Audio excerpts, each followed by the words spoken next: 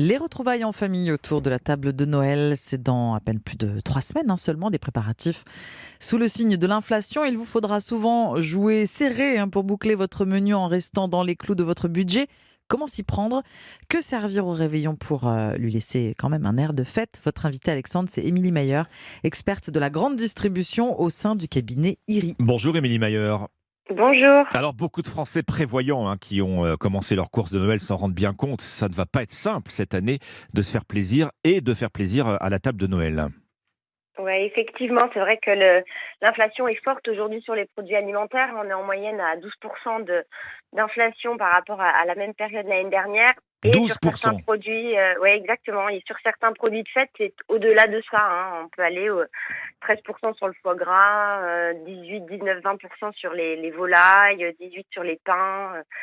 22% sur les bûches glacées, donc les produits festifs, en tout cas certains, n'échappent pas à cette inflation assez soutenue. 22% sur les bûches glacées. Comment l'expliquer, Émilie Mayer? Émilie Mayer, pardon.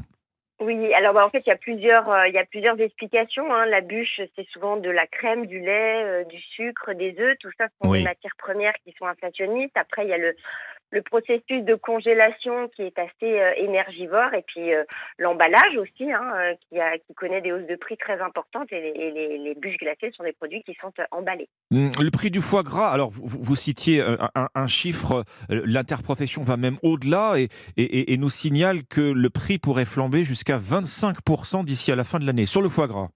Oui, alors le foie gras, il y a évidemment la grippe aviaire, hein, Oui. qui a entraîné l'abattage de millions de volatiles, dont des canards, hein. Donc ça impacte forcément le foie gras. Donc ça veut dire qu'on a une offre qui est moins importante sur le marché, et une demande qui est là. Donc voilà, c'est des prix qui sont très importants sur un produit qui est déjà cher à mettre sur la table, hein. Le foie gras, c'est un produit qui a une forte valeur, hein, qu'on réserve au moment de fête. Et là, en plus, quand on lui applique une augmentation de prix à deux chiffres, c'est sûr que ça devient assez compliqué. Bon, dans les incontournables, les classiques du repas de Noël, on a le sentiment qu'il n'y a pas d'échappatoire cette année. Les huîtres, elles aussi, seront plus chères, plus 15% pour cette période des fêtes, Noël, Nouvel An, ce qui représente quand même la moitié du chiffre d'affaires annuel pour les producteurs, les ostréiculteurs, hein.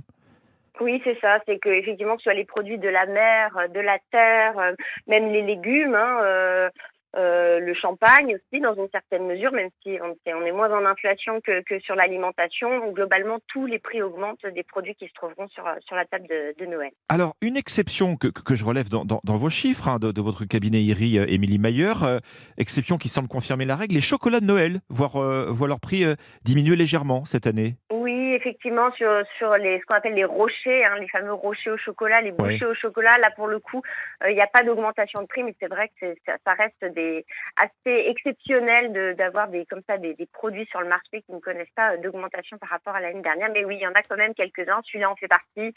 On peut aussi le whisky, par exemple, qui peut être un cadeau, hein, que l'on offre à Noël. Là, Oui. l'inflation, elle est plus mesurée, elle est autour de 5%. Donc c'est bien en dessous de la moyenne de 12 que je citais tout à l'heure. Bon, du côté des entrées, je crois, les coquilles Saint-Jacques pourraient être abordables cette année. Les pêcheurs parlent d'une pêche exceptionnelle, hein.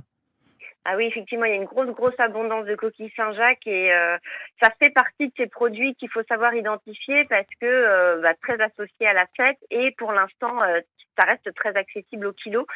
Donc, il faut en profiter, anticiper les achats, parce que c'est vrai que c'est le type de matière qui, plus on se rapproche de Noël, plus le prix peut augmenter. Donc, il faut savoir être malin aussi, identifier les produits, puis anticiper un petit peu Ah ses ouais, achats. acheter sans tarder. C'est ça. Pour vous qui avez épluché tous les prix en détail, quel serait votre menu idéal cette année pour faire plaisir justement sans se ruiner? Alors, c'est sûr que les Français veulent se faire plaisir à Noël. C'est un moment incontournable de l'année. Donc, forcément, il va falloir rogner sur certaines choses. Ce sera peut-être un peu sur les cadeaux des proches, sur la tenue, sur la Ouais. décoration, mais il va falloir aussi un petit peu rogner sur l'alimentaire. Donc, comment on peut rogner sur l'alimentaire? Ce qu'on peut mettre sur sa table, ça peut être quand même des produits d'exception, mais peut-être en plus petite quantité. C'est-à-dire que le foie gras, plutôt que de le servir en tranches entières en entrée, ça peut être plutôt sur des toasts apéritifs, Oui.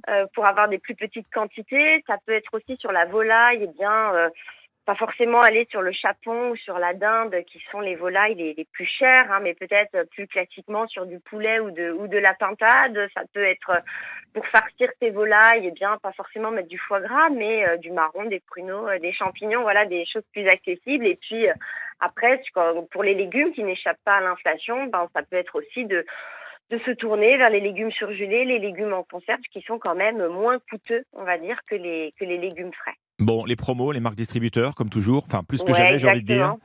Oui, voilà, le conseil, c'est d'anticiper les achats parce que, voilà, sur la volaille, on ne sait pas tout à fait ce qu'on va avoir, plus on va se rapprocher de Noël. Donc, anticiper pour bénéficier des meilleurs prix et Ouais. avoir le choix dans les types de produits. Ça peut être aussi effectivement se tourner vers les marques de distributeurs, hein, qui sont en général 20% moins chères que les grandes marques, et même des marques les plus entrées de gamme qui vont permettre de maintenir le plaisir d'avoir du champagne à table ou du foie gras, mais avec un prix plus accessible. Et puis guetter aussi les promotions parce que les Hmm. distributeurs mettent pas mal de choses en place pour bloquer des prix sur les produits de fête ou faire des promotions Bien. dessus.